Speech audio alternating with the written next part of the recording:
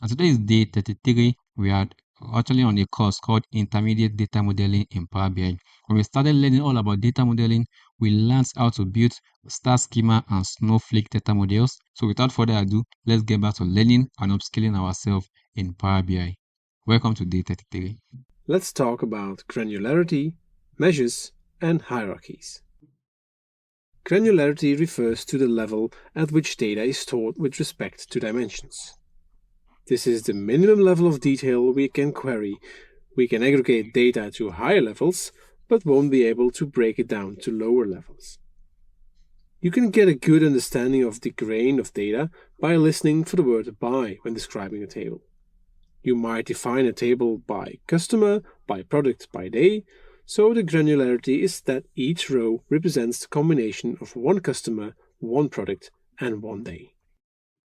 In the example here, the granularity is by ID, by NAICS code, by establishment age, by year.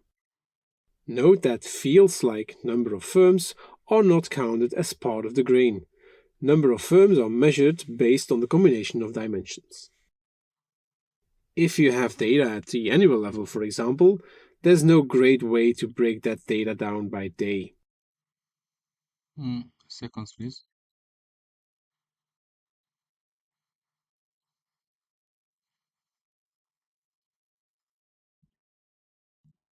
Let's talk about granularity, measures, and hierarchies.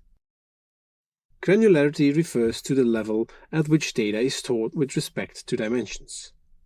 This is the minimum level of detail we can query.